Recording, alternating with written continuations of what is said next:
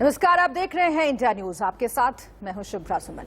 Vaccine जो इस वक्त पूरे देश में एक संकट मोचक बनकर सामने आ रही है। 18 साल से ज्यादा उम्र के सभी लोगों के लिए वैक्सीनेशन के दरवाजे सरकार ने खोले हैं, लेकिन दिक्कत यह है कि दरवाजे भले ही खुल गए हों, लेकिन वैक्सीनेशन के नाम पर सन्नाटा है। कोरोना से जंग में बड़ा हथियार मानी जाने वाली वैक्सीन को लेकर लोगों की चिंता बढ़ती जा रही है। कई राज्यों में टीकाकरण पर रोक लगाई गई है। जहां टीके लग रहे हैं वहां भी लोगों को स्लॉट नहीं मिल पा रहा है। आलम यह है कि जिन लोगों ने वैक्सीन की पहली डोज लगवा ली है, उन्हें दूसरी डोज तक नसीब नहीं हो रही है।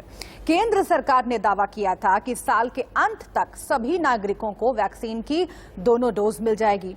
वैक्सीनेशन जोरों से जारी भी था, लेकिन आधे सफर में ही वैक्सीनेशन महज दावों में सिमट कर रह गया है।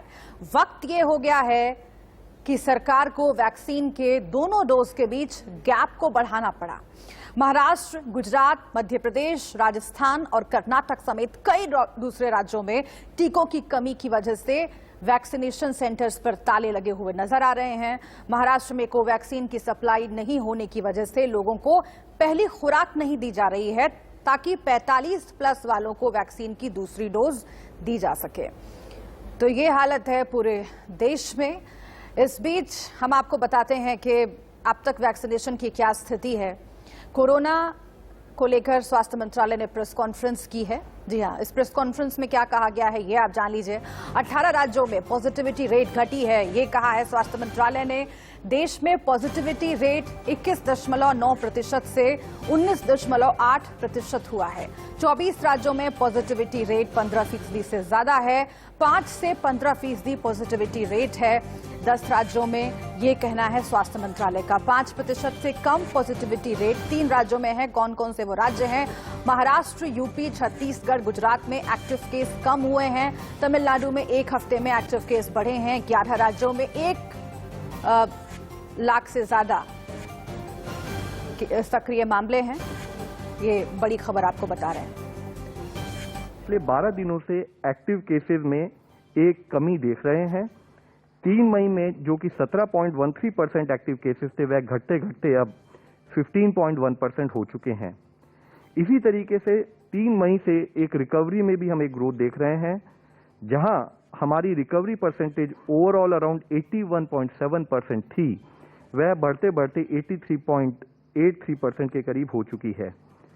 पिछले ऑलमोस्ट 4 से 5 दिनों में हम देखते हैं कि हमारे रिकवर्ड केसेस एक्टिव केसेस से बढ़कर आ रहे हैं और हमारी एवरेज वीकली रिकवरी में भी 11% इंप्रूवमेंट हुआ है, जो कि करीब 3,20,000 था, वह बढ़कर 3,57,000 केसेस हो चुका है।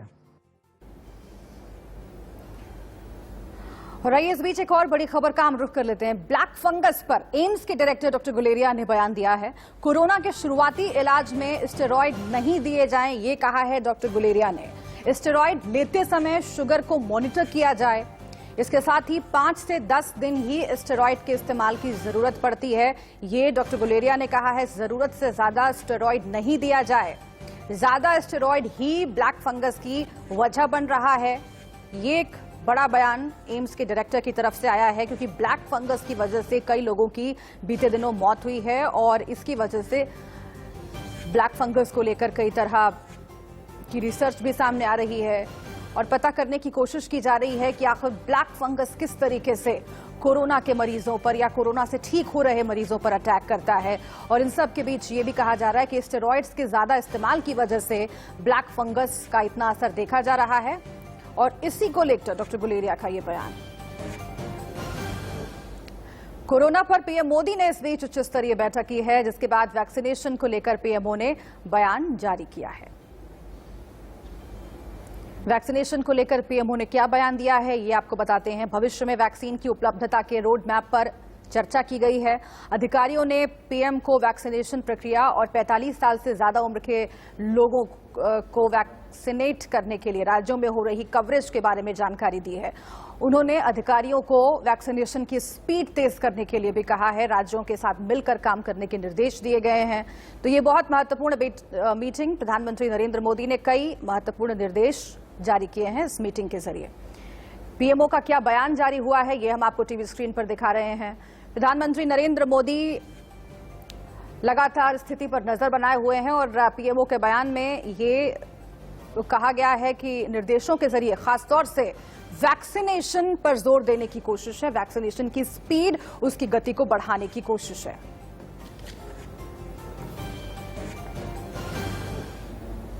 तीन खास मेहमान इस बीच हमारे साथ जुड़ गए हैं। सबसे पहले मैं उनसे परिचय आपका करवा देती हूं। प्रोफेसर डॉक्टर मोहसिन वली हमारे साथ जुड़े हुए हैं, कार्डियोलॉजिस्ट हैं, फिजिशियन हैं, आपका बहुत स्वागत है। डॉक्टर राहुल गुप्ता हमारे साथ जुड़े हुए हैं, director of neurosurgery, Fortis hospital, specialised in mucormycosis, black fungus, उसकी बहुत बात हो रही है, इसके बारे में हम डॉक्टर गुप्ता से बात करेंगे। इसके साथ ही समीर भाटी हमारे साथ जुड़े हुए हैं, डायरेक्टर हैं star imaging and path lab के। टेस्टिंग के संबंध में हम डॉक्टर भाटी से बात करेंगे। बहुत स्वागत है आप सभी का। लेकिन सबसे पहले मैं शुरुआत डॉक्टर वली आपसे करना चाहती हूं। वैक्सीन को लेकर बहुत सारी चर्चाएं हो रही हैं, वैक्सीन को लेकर बहुत सारी बातें हो रही हैं और इस बीच मेदांता के चेयरमैन डॉक्टर नरेश त्रेहान का बड़ा बयान आया है और कहा गया है कि जो हॉटस्पॉट वाले इलाके हैं, जहां पर कोरोना के केसेस लगातार आ रहे हैं, बहुत बड़ी संख्या में आ रहे हैं, स्थिति बहुत खराब है, वहां पर 6 हफ्तों में वैक्सीन की दूसरी डोज लगाई जाए, ये डॉक्टर नरेश त्रेहान ने कहा है। लेकिन दूसरी तरफ सरकार ने जो नई गाइडलाइन जारी की है, जो नया फैसला लिया है, उसके तहत जो गैप है वैक्सीन की 2 डोज के बीच में, उसको बढ़ा दिया गया। पहले 4 से 8 हफ्ते था, अब 12 से 16 हफ्ते, यानी कि 3 से 4 महीने कर दिया गया। ये जो विरोधाभास है, इसका क्या मतलब है? क्या वैक्सीन की कमी की वजह से इस तरह के फैसले मजबूरी में लेने पड़ रहे हैं, बल्कि अभी जैसा कि डॉक्टर त्रेहान कह रहे हैं, बहुत जरूरी है कि वैक्सीन की दूसरी डोज भी उन इलाकों तक पहुंचाई जाए, उन लोगों तक पहुंचाई जाए जहां पर कोरोना कहर बरपा रहा है? देखिए, आपने जो मुद्दा उठाया है ये सिर्फ हर व्यक्ति के मन में है। पहले इसका मैं 2 भागों में उत्तर दूंगा। आपने खत्म किया है सवाल अपना ये कि वैक्सीन की जांच बहुत ज्यादा हॉट स्पॉट से या गांव के इलाके से उनकी मुराद है वहां पहुंचाया जाए और उनको जल्दी दिया जाए। तो मैं ये कहना चाहूंगा कि पहली ही डोज अभी most of the people have not got. ज्यादातर लोगों को उन इलाकों में जहां अब हम संक्रमण को आइडेंटिफाई कर रहे हैं, गांवों में कर रहे हैं और रिमोट एरियाज में कर रहे हैं, वहां तो अभी डायग्नोसिस और प्रॉपर उनको ट्रीटमेंट और बाद में देखा जाएगा। लेकिन प्रायोरिटी इस वक्त उनकी रिवर्स हो गई है कि उनको टीके सबको लगने चाहिए। तो अभी उनको गांव में सेंसिटाइज करना है, एटलीस्ट उनको मास्क लगवाने हैं, गांव में डाटा बनवाना है और उसके बाद यस आई वुड डेफिनेटली से कि सबको ही टीके का अधिकार बराबर है। इसमें पहले बात का सवाल भी नहीं होना चाहिए और उनके लिए हमारे पास वैक्सीन होना चाहिए। पहली चीज ये है कि वैक्सीन होना चाहिए, अवेलेबिलिटी की बात है। और जहां तक ये हफ्तों का सवाल है, 2 से 4, 4 से 8, 8 से 12, तो मैं कहूंगा जो वैज्ञानिक तथ्य हैं वो ये हैं कि जब हम किसी को एंटीजन देते हैं तो 3 तरह की इम्यूनिटी हमारे यहाँ बनती है, टी सेल और बी सेल और इनेट इम्यूनिटी, और उसको डिफरेंट पाथवेज से वो एक्ट करती है, जो कि एक कॉमन मैन की नॉलेज के लिए जरूरी नहीं है। कॉमन मैन की नॉलेज के लिए ये जरूरी है कि मैं कब अपना दूसरा डोज लगवाऊं, और जिन लोगों ने लगवा लिया है उनको कोई रिग्रेट ना हो कि क्या हमने गलत लगवा लिया। तो इसके लिए मैं ये कहूंगा कि 6 महीने तक पहले डोज की इम्यूनिटी रहती है, unless you are immuno compromise cancer patient steroid पे हो। तो ये जो चीज है इसमें कोई कंफ्यूजन नहीं होना चाहिए। डॉक्टर त्रेहान ने जो कहा है उसका मतलब ये है कि जो लोग ज्यादा मुस्तहिक हैं, जिनमें संक्रमण के चांसेस ज्यादा हैं, जिन तक हमारी डायग्नोस्टिक टीम्स नहीं पहुंची हैं, जिनके बारे में हमने ज्ञान हासिल नहीं किया है ज्यादा कि उनकी कोविड का लेकिन सवाल ये है कि आखिर जो विरोधाभास बयानों में आ रहा है, इसके पहले भी डॉक्टर गुलेरिया ने सिटी स्कैन को लेकर एक बयान दिया था, डॉक्टर राहुल गुप्ता, आपको याद होगा, और उसके बाद कई और डॉक्टर सामने आए, एक्सपर्ट सामने आए, उन्होंने कहा कि ऐसा नहीं है। जो रेज की बात कर रहे हैं डॉक्टर गुलेरिया और उससे बहुत बड़े नुकसान की बात कर रहे हैं, दरअसल जो मॉडर्न टेक्नोलॉजी है उसमें ऐसा नहीं होता है, सिटी स्कैन से उस तरह का नुकसान नहीं है और करवाना अगर जरूरी है तो जरूर करवाइए। इस बार भी ये विरोधाभास सामने आ रहा है, अलग अलग तरह के बयान सामने आ रहे हैं। क्या ये माने, ये जो मैंने 2 एग्जाम्पल्स दिए, क्या ये माने कि जो सरकार नए कुछ फैसले कर रही है, चाहे वो ये वैक्सीन के 2 डोजेस के बीच में गैप बढ़ाने की बात हो, या फिर ये भी कहा गया है कि जो लोग कोरोना से ठीक हो चुके हैं वो 6 महीने के पहले वैक्सीन ना लगवाएं, इस तरह के डिसीजंस इसलिए भी लिए जा रहे हैं क्योंकि वैक्सीन की कमी है, और अगर ऐसा किया जा रहा है तो ये कितना खतरनाक है सर? देखिए, ऐसा है कि जो वैक्सीन के जो डोजेज हैं उसके बीच में कम से कम 1 महीने का गैप होना चाहिए, इसमें कोई डाउट नहीं है। ठीक है। जो इंटरनेशनल स्टडीज हुई हैं उसमें ये देखा गया है कि 1 से 3 महीने तक का गैप होने में भी कोई नुकसान नहीं है, क्योंकि इम्यूनिटी आपकी उतनी डेवलप हो जाती है। बेस्ट इम्यूनिटी तभी डेवलप होती है जब आपको सेकेंड डोज 15 दिन पहले मिल चुका होता है।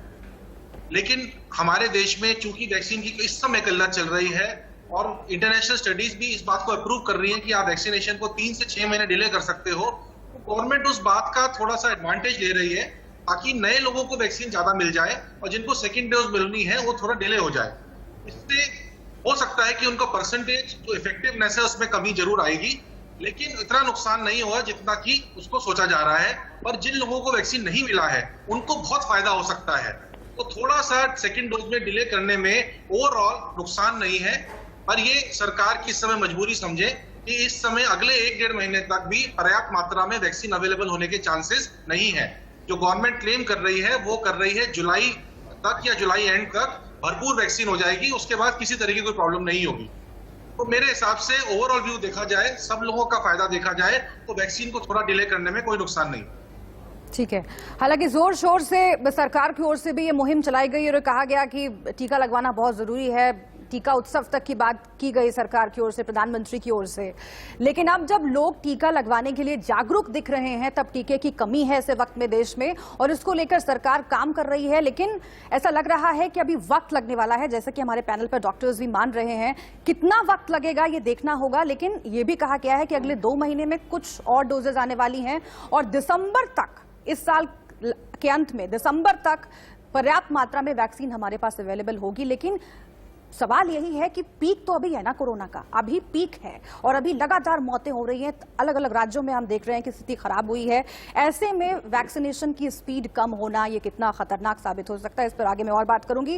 लेकिन समीर भाटी जी, मैं आपके पास आती हूं और टेस्टिंग पर भी बात होना बहुत जरूरी है। आज एक बहुत महत्वपूर्ण प्रधानमंत्री ने बैठक ली है और उसमें कई निर्देश जारी किए हैं। उसमें एक निर्देश ये भी है, चूंकि गांव में लगातार मामले बढ़ रहे हैं और उसकी वजह से जो स्थिति उत्पन्न हो रही है वो किसी से छुपी हुई नहीं है, वो बहुत खतरनाक है, क्योंकि गांव-गांव में कोरोना पहुंच गया है, मौतें लगातार हो रही हैं और इसीलिए टेस्टिंग पर जोर देने के लिए प्रधानमंत्री मोदी ने कहा है, खासतौर से गांव में।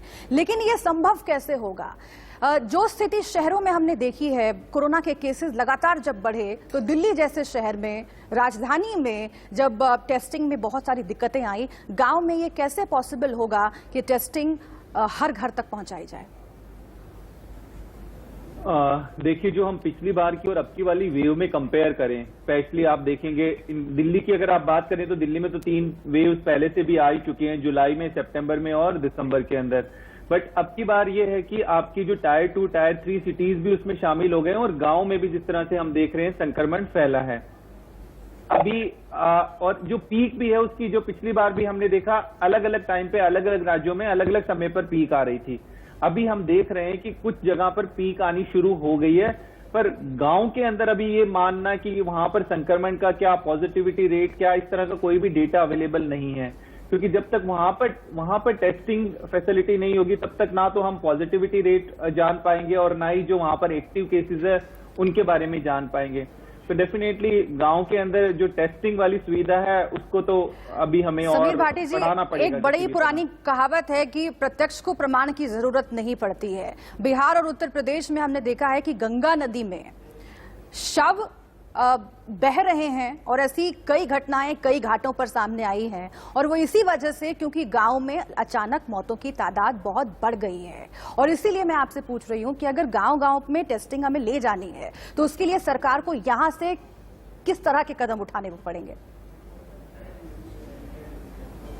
देखिए, अब जिस तरह की मोबाइल वैन की सुविधा उपलब्ध हो गई है टेस्टिंग की, उसमें तो वही पॉसिबल है, बिकॉज अभी हम ये सोचे कि वहां पर हम कोई लैब एस्टेब्लिश करें इस समय पैंडेमिक में, और उसके बाद तो वो बड़ा एक लंबा प्रोसेस होता है। प्रोएक्टिवली मैनेजमेंट तो ये है, क्योंकि अभी जो शहरों की, हमारी जो मेट्रोपॉलिटन सिटीज की है, वहां पे अभी डिमांड कम हो गई है। तो अभी जहां पर ज्यादा डिमांड है तो वहां पर हमें उसको जो है डाइवर्ट करना होगा। और आपको पता है कि पैंडेमिक में जो एसओपीज हैं वो बार बार चेंज होती रहती है, चाहे वो वैक्सीनेशन के लिए हो, चाहे वो टेस्टिंग के लिए हो।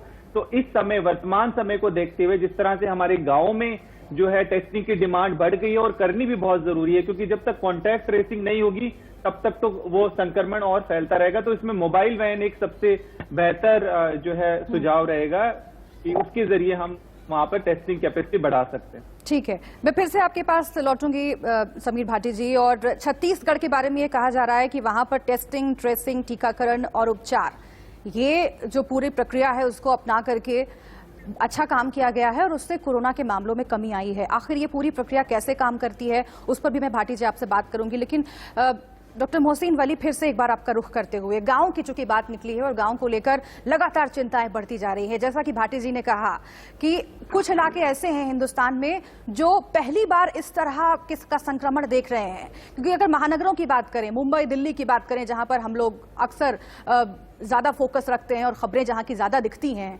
वहां पर पहले भी कई वेव्स आ चुकी हैं, लेकिन यहां पर गांव में जो है स्थिति पहली बार इतनी बुरी हुई है और इतनी बिगड़ी है। तो वहां पर स्थिति को कंट्रोल करने के लिए या फिर मौतें कम हो, इसके लिए सरकारों को यहां से क्या करना होगा, खासतौर से इलाज और टेस्टिंग के संदर्भ में? देखिए, उन गांवों को हम पहले लक्ष्मण रेखा की बात कर रहे थे, उन गांवों को तो टोटली, जैसे कि महाराष्ट्र में जो उन्होंने स्लम को, धारावी को किया था, टोटली लॉक कर दें। दिल्ली में हम लोगों ने जो क्लस्टर्स थे उनको टीन की चादरों से बंद कर दिया था। We were very proactive. तो इसमें प्रोएक्टिव होना पड़ेगा। दो काम, एक तो गांव से ना निकले लोग और गांव में न जाएं लोग, ये बड़ा स्टेप होगा लक्ष्मण रेखा वाला। और दूसरा जो है, आपने जैसे बताया कि मोबाइल वैन्स का भी एक प्रपोजल है, लेकिन इस सबसे पहले गांव वालों को इसके सिम्टम से अवगत कराना होगा। गांव में बहुत डिफरेंट पैटर्न हम देख रहे हैं, बुखार आता है, सांस फूलता है और 2-3 दिन में डेथ हो रही है। तो ये इसको, इस ट्रेन को भी आइडेंटिफाई करना पड़ेगा। और सबसे पहली चीज जो हम गांव में कंटेनमेंट के साथ कर सकते हैं, वो गांव वालों को ढांचे के बारे में बताना पड़ेगा कि 3 लेयर का ढांचा, अगर वो मास्क नहीं ले पाए, ना मास्क अवेलेबल हो, तो ट्रिपल लेयर्ड कपड़ा अपने मुंह पे बांधें। इससे शॉर्ट कोई भी चीज नहीं हो सकती।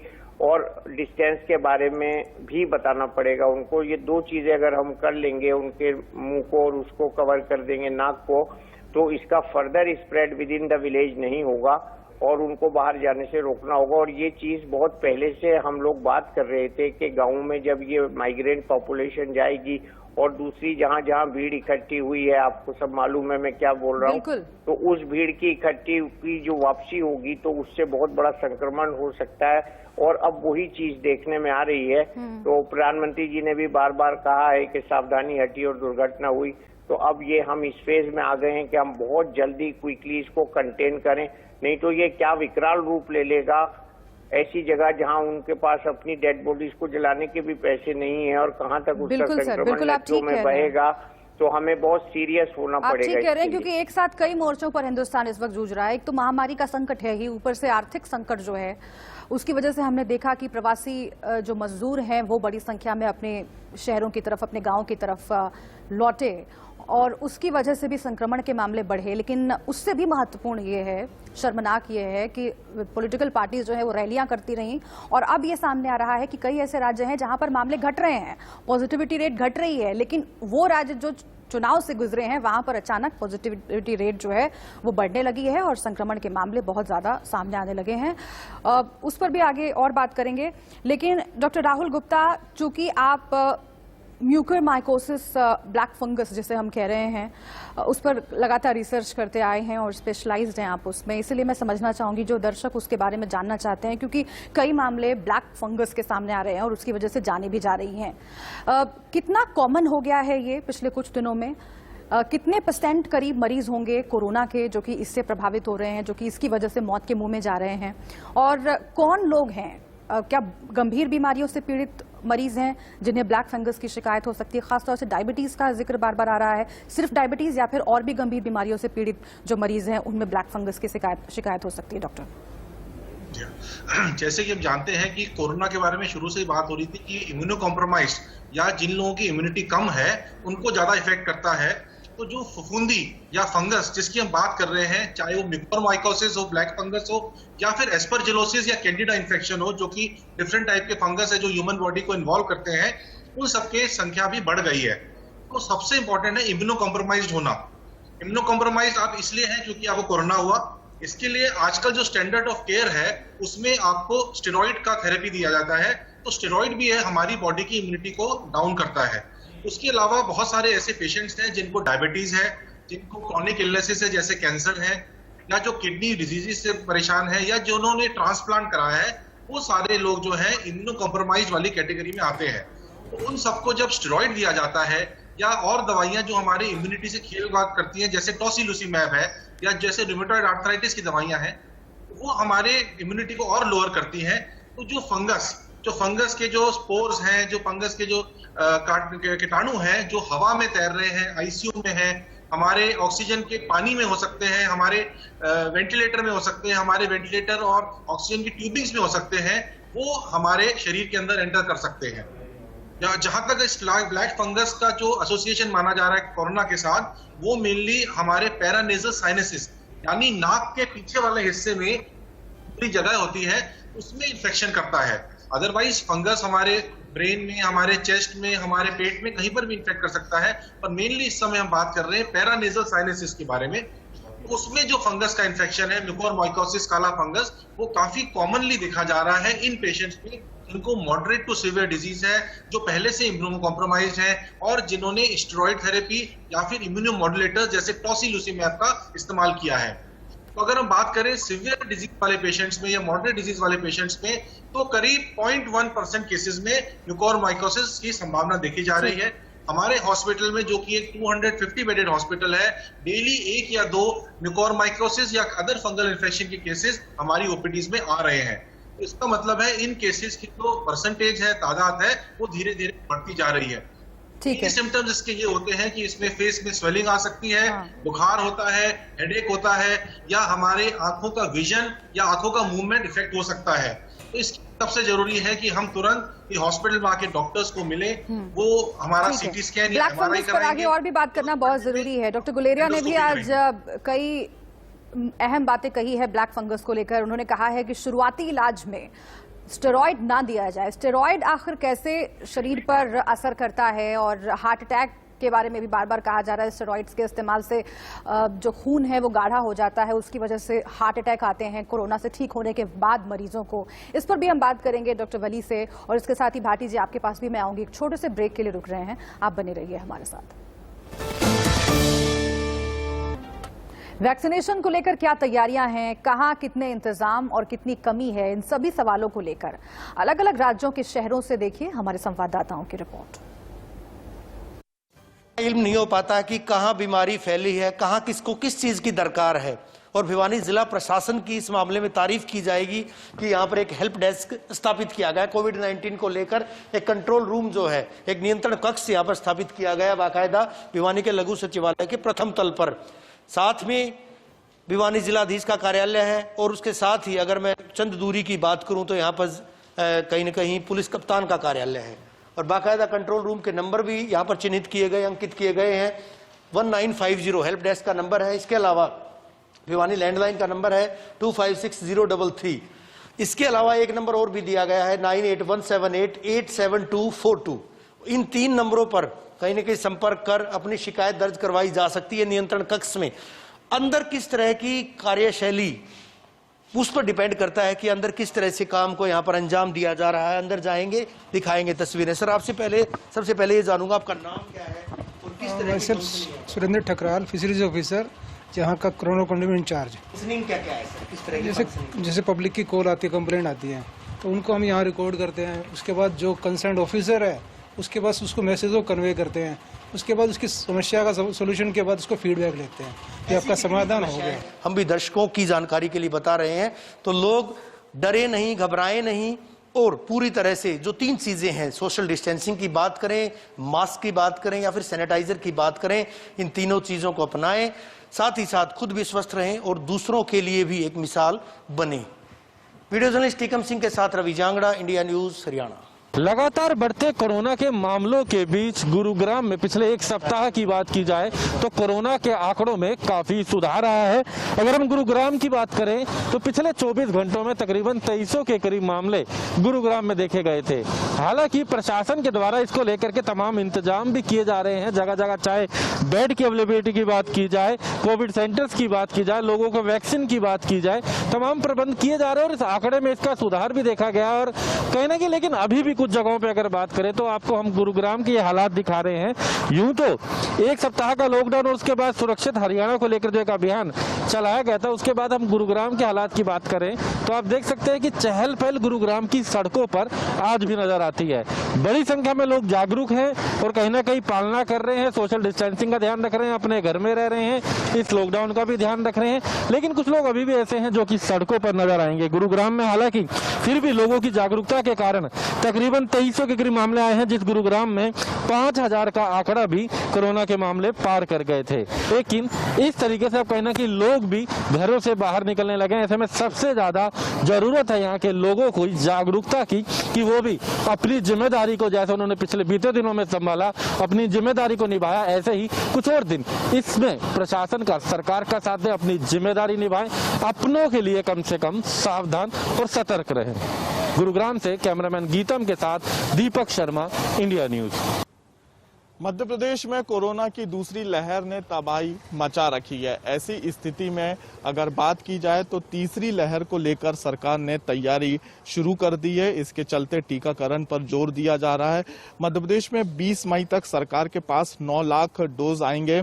अभी तक अगर देखा जाए तो मध्य प्रदेश में 87 लाख लोगों ने टीका लगवा चुका है। 62 लाख वो लोग हैं जिनकी उम्र 45 से अधिक है। मगर ताज्जुब की बात यह है कि 54 लाख लोगों को दूसरा डोज अभी तक नहीं लगा है। इसके अलावा 18 से अधिक उम्र वालों में महज 30,000 लोगों को ही टीका लगाया गया है। और इस समय हम वैक्सीनेशन सेंटर के बाहर हैं। आप देख सकते हैं कि लोगों में कितनी जागरूकता आती हुई नजर आ रही है। सोशल डिस्टेंसिंग का पालन कर रहे हैं और वो यहाँ पे टीका लगवाते हुए नजर आ रहे हैं। इनमें से कई लोग ऐसे हैं जो पहला डोज और दूसरा डोज लगवाते हुए यहाँ पे नजर आ रहे हैं, क्योंकि तीसरी लहर का असर ना पड़े और जल्द से जल्द इस बीमारी से छुटकारा पा सके, ये संक्रमण शरीर में ना पहुंचे, इसलिए लोग वैक्सीन लगवाने बढ़ चढ़कर हिस्सा ले रहे हैं। तो साफ तौर पे कह सकते हैं कि सरकार की तरफ से मध्य प्रदेश में अच्छी व्यवस्था की गई है और लोग भी जो है वैक्सीन लगाने के लिए बढ़ चढ़कर हिस्सा ले रहे हैं। कैमरामैन सुनील वर्मा के साथ कुलभूषण सक्सेना, इंडिया न्यूज, भोपाल। मुंबई महाराष्ट्र में लगातार कोरोना के केसेस के बीच में वैक्सीनेशन की कमी भी काफी ज्यादा तेजी से देखने को मिली है। इसी बीच में अब मुंबई के वैक्सीनेशन सेंटर्स पर सूनापन देखने को मिल रहा है। आज और कल यानी कि 15 मई और 16 मई के दिन इसका रीजन साइक्लोन बताया गया है। जी हां, वैक्सीनेशन की कमी के चलते काफी सारे वैक्सीनेशन सेंटर्स जो हैं ऑलरेडी बंद नजर आते हैं या फिर सीमित समय के लिए चलते हैं। इसी बीच में बीएमसी द्वारा ये बात वार्निंग सामने आई है कि साइक्लोन की गति मुंबई की दिशा में आगे बढ़ रही है, जिसके चलते सिविक बॉडीज ने बीएमसी ने ये फैसला किया है कि वैक्सीनेशन ड्राइव को 2 दिन के लिए यानी कि वीकेंड्स पर बंद रखा जाएगा। हालांकि इसी बीच में जहां वैक्सीनेशन ड्राइव को रोका गया है साइक्लोन के चलते, खबर ये भी है कि वैक्सीनेशन की भी कमी बहुत तेजी से देखने को मिल रही है। जहां वैक्सीन डोजेस प्रतिदिन खत्म होते नजर आ रहे हैं और आने वाले जो लोग होते हैं उन्हें काफी ज्यादा दिक्कतों का सामना करना पड़ता है। तस्वीरों के जरिए आपने देखा कि किस तरह से जो पूरा का पूरा वैक्सीनेशन सेंटर है वो फिलहाल खाली है।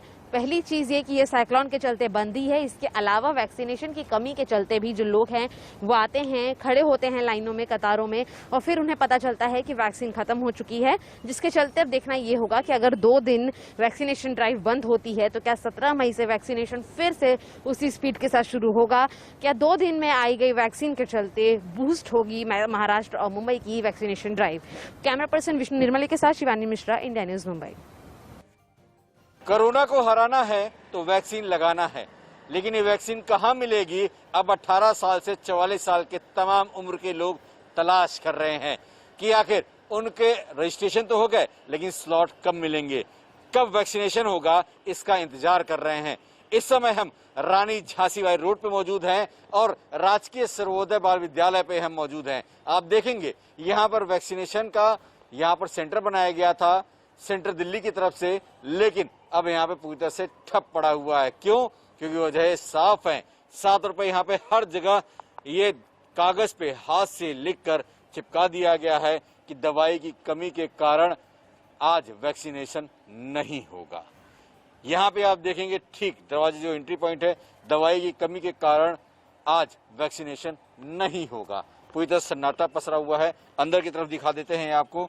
ये देखिए आप, ये वैक्सीनेशन सेंटर यहाँ पे बनाया गया था और यहाँ पर कोविड के लिए ये निशानदेही भी की गई थी। तमाम ये निशान भी गोल चक्कर वो बनाए गए थे। लेकिन अब जब वैक्सीन ही नहीं है तो लोग कहाँ से होंगे और वैक्सीनेशन कैसे कराएंगे? तमाम सवाल अब ये खड़े हो रहे हैं और सरकार की तरफ निगाहें टटकी करके लोग तलाश कर रहे हैं कि कम से कम अब तो कोई उम्मीद बताओ कि हम जाकर उस सेंटर पर टीका लगवा सके, जिस उम्मीद के साथ आप दावे कर रहे थे। कैमरामैन पंकज गुप्ता के साथ अजीत श्रीवास्तव, इंडिया न्यूज, दिल्ली। तो कई मोर्चों पर एक साथ जंग लड़नी है। नीति आयोग के सदस्य हैं डॉक्टर वीके पॉल। उन्होंने कहा है कि अगस्त से दिसंबर तक हमारे पास वैक्सीन पर्याप्त मात्रा में होगी। इतनी वैक्सीन होगी कि जनसंख्या से भी ज्यादा वो हमारे पास उपलब्ध होगी। 216 करोड़ वैक्सीन डोज होंगे देश के पास। लेकिन सवाल ये है कि अभी जो स्थिति है उसे कैसे नियंत्रण में किया जाए, कितना और इंतजार किया जाए, क्योंकि फिलहाल जैसा कि हमने दिखाया आपको, कई वैक्सीनेशन सेंटर कई राज्यों में बंद करने पड़े हैं इसलिए क्योंकि वैक्सीन की किल्लत है। लेकिन सिर्फ यही एक लड़ाई नहीं है। इलाज के पैमाने पर हमें जो कुछ झेलना पड़ रहा है, देखना पड़ रहा है, और जितनी जाने गई हैं ऑक्सीजन की किल्लत की वजह से, वो भी हमारे सामने है। तमाम खास मेहमान लगातार हमारे साथ जुड़े हुए हैं। डॉक्टर वली, ब्रेक पर जाने से पहले हम स्टेरॉइड्स की बात कर रहे थे और उसको लेकर डॉक्टर गुलेरिया ने एक बहुत अहम बयान आज दिया है। उन्होंने ये कहा है कि कोरोना के शुरुआती इलाज में स्टेरॉइड्स का इस्तेमाल ना किया जाए। 5 से 10 दिन ही स्टेरॉइड्स के इस्तेमाल की जरूरत है।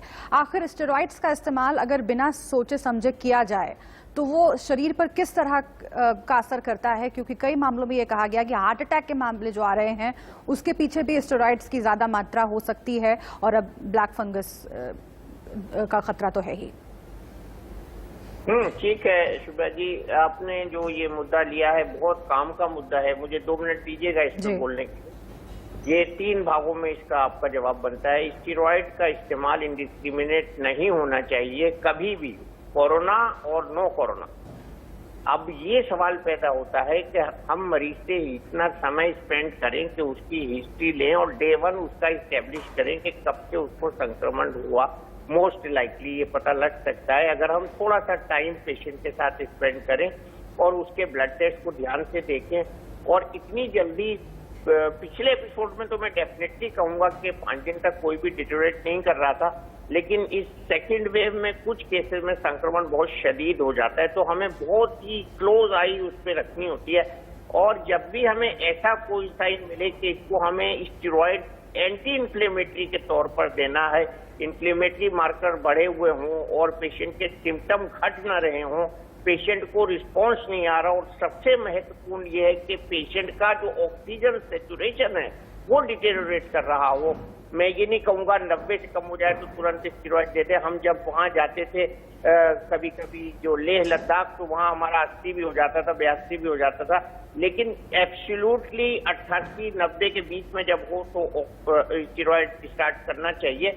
और स्टेरॉइड अभी से नहीं, पिछले साल मार्च से दिया जा रहा है। अमेरिका में सबसे पहले यूज हुआ था, जिसको हम मैथ्स प्रोटोकॉल कहते हैं। उसके बाद रिसर्च आई थी ब्रिटिश मेडिकल जर्नल में, तो उसके बाद से ये बहुत पॉपुलर एक एक्साइटमेंट के तौर पे आया था कि केवल एक वाहिद ऐसी दवा है जो सस्ती भी है और अच्छी भी है, और इसमें ये जो आईसीयू के पेशेंट थे, ऑक्सीजन पे डिपेंडेंट पेशेंट थे, उनमें बहुत फायदा हुआ था। 30% का डिफरेंस भी हुआ था उसके हिस्से में। इसके अलावा जो है डेक्सामेथासोन उसी स्टडी में आया था। लेकिन अब मैं देख रहा हूँ हर प्रकार का स्टेरॉइड जो है इसमें यूज हो रहा है, तो इसको हम डॉक्टरी सुपरविजन से मरीजों के लिए, ये बात मैं कह रहा हूँ, लेंगे तो बिल्कुल लेना है अगर डॉक्टर आपका प्रेस्क्राइब करे, और इसको शॉर्ट ड्यूरेशन के लिए लेना है, मैक्सिमम 10 दिन और एवरेज 5 दिन, ठीक है, और टेपरिंग डोज में करना है। स्टेरॉइड शुगर बढ़ती है, तो स्टेरॉइड डायबिटीज के पेशेंट। संघ प्रमुख मोहन भागवत कुछ कह रहे हैं कोरोना के मामले पर, वो जरा सुन लेते हैं, फिर चर्चा में बढ़ेंगे आगे। विपरीत परिस्थिति में जीते, उस समय का डाटा अगर फीड करते कंप्यूटर में तो कंप्यूटर कहता कि इंग्लैंड बेचिराग हो जाएगा। लेकिन लगातार महीना भर दिन रात बम के रेड़ों को झेलकर ब्रिटेन की जनता ने अपने देश को केवल टिकाया नहीं तो उस शत्रु को पूर्ण परास्त किया। ये क्यों हुआ? क्योंकि ये प्रवृत्ति ही ऐसी थी। सामने जो संकट है, जो दुख है, जो अंधकार है, उसको देखकर वो निराश नहीं हुए, उन्होंने उसको एक चुनौती मान लिया। हमको भी ऐसा संकल्प करके इस चुनौती से लड़ना है और संपूर्ण विजय इस पर पाएंगे, तब तक सतत प्रयास करते रहना है। संकल्प की दृढ़ता का जैसे महत्व है वैसे प्रयास के सातत्य का महत्व है। पहली लहर आने के बाद हम सब लोग जरा गफलत में आ गए। क्या जनता, क्या शासन, क्या प्रशासन मालूम था?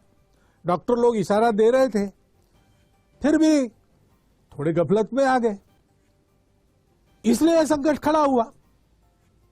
अब आगे तीसरे लहर की चर्चा कर रहे हैं तो डरना है क्या? उस चर्चा के कारण डरना नहीं है। अगर वो आती है तो जैसे चट्टान पर टकराकर सागर की लहर चूर चूर होकर वापस लौटती है, वैसे उस आपत्ति को लौटना पड़े ऐसी तैयारी हमको करनी है। ये प्रवृत्ति चाहिए, उसकी आवश्यकता है और उस दृढ़ता के साथ सतत प्रयास हमको करने हैं। समुद्र मंथन के समय कितने ही रत्न निकले, लेकिन उन रत्नों के आकर्षण से प्रयास बंद नहीं हुए, मंथन चलता रहा। हलाहल विष जैसी भीति भय उत्पन्न हुआ, लेकिन उसके कारण भी प्रयास से विरत नहीं हुए। अमृत प्राप्ति होने तक प्रयास चलते रहे। और इसलिए सुभाषित में कहा है, रत्नैर महाहैर स्तुतुषुर्न देवा, उससे तोषित नहीं हुए, तुष्ट नहीं हुए। न भेजिरे भीम विषयम भीतिम, हलाल जैसा कराल विष, उसके कारण भी डरे नहीं। सुधाम विना न प्रयोयुर्विराम, अमृत मिलते तक उनके प्रयास चलते रहे। न निश्चितार्थात विरमंती धीरा, धीर लोग जो रहते हैं, धैर्यवान लोग रहते हैं, वो प्रयास सतत जारी रखते जब तक उपलब्धि होती नहीं पूरी की पूरी। हमको वैसे करना है और स्वाभाविक आपत्ति सारी मानवता पर है। भारत को अपना उदाहरण रखना है, पूरे भारत को एक समूह के नाते सारे भेद भूलकर दोष गुणों की चर्चा अभी उसको विराम देकर, उसके लिए बाद में समय मिलेगा। अभी तो हमको सबको एक टीम के नाते काम करना है, मिलकर काम करना है। गति बढ़ाने की बात श्रीमान अजीम प्रेम जी ने की, स्पीड चाहिए। वो स्पीड कैसे तैयार होगा? सब लोग परस्पर एक टीम बनकर काम करेंगे। अभी पिछले बार पूना शहर में और इस बार भी उस शहर के उद्योजक, बड़े व्यापारी, प्रशासन के लोग, डॉक्टर लोग, अस्पतालों के कर्मचारी, जनता के संगठनों के प्रतिनिधि, सब ने मिलकर एक समूह बनाया पीपीसीआर नाम का, और बहुत अच्छी तरह से अत्यंत कठिन परिस्थिति का सामना करके उसमें से वो निकला है। सर्वदूर ऐसा सामूहिक प्रयास चलना चाहिए। देर से जागे तो कोई बात नहीं, सामूहिकता के बल पर अपनी गति बढ़ाकर हम ये जो सारा अंतर पड़ा है, बैकलॉग है, उसको भर के आगे निकल सकते हैं। निकलना चाहिए।